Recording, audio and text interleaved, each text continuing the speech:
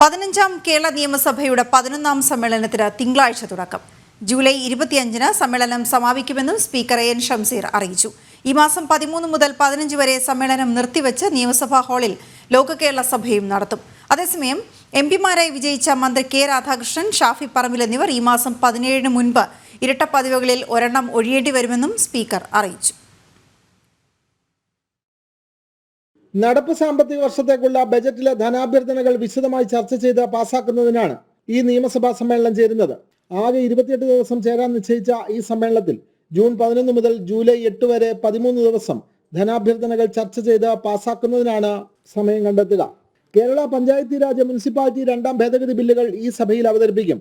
സമ്മേളനത്തിനിടയിൽ June 13, 14, 15 തീയതികളിലായി ലോക കേരള സഭയുടെ സമ്മേളനവും സഭാ ഹാളിൽ ഉണ്ടാകും. എംപിമാരായി വിജയിച്ച മന്ത്രി കെ രാധാകൃഷ്ണൻ, ഷാഫി പറമ്പിൽ എന്നിവർ ഈ മാസം 17-ന് മുമ്പ് ഒരു പദവി ഒഴിയേണ്ടി വരുമെന്ന് സ്പീക്കർ എൻ ഷംസീർ അറിയിച്ചു. ജൂൺ 17-നുള്ളിലേ രാജിവെക്കേണ്ടതുള്ളൂ. രാജിവെക്കണമെന്ന് അവർക്ക് തീരുമാനിക്കാം.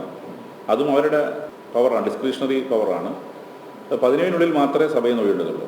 വെള്ളിയാഴ്ചകളിൽ നിയമസഭയിൽ ഹാജർ കുറയുന്ന സാഹചര്യം ഒഴിവാക്കാൻ കക്ഷി നേതാക്കളുമായി സംസാരിക്കും. സ്പീക്കറുടെ മണ്ഡലമായ തലശ്ശേരിയിലും LDFന് വോട്ട് കുറഞ്ഞല്ലോ എന്ന ചോദ്യത്തിന് ഷംസീർ പ്രതികരിച്ചത് ഇങ്ങനെ: ഭൂരിപക്ഷത്തിൽ കുറവുണ്ട്, ടോട്ടൽ വോട്ടിലും കുറവുണ്ട്.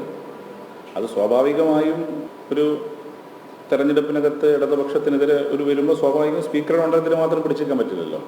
തെരഞ്ഞെടുപ്പ് ഫലം നിങ്ങൾക്കറിയാമല്ലോ, നിങ്ങൾ കണ്ട തന്നെയാണ്.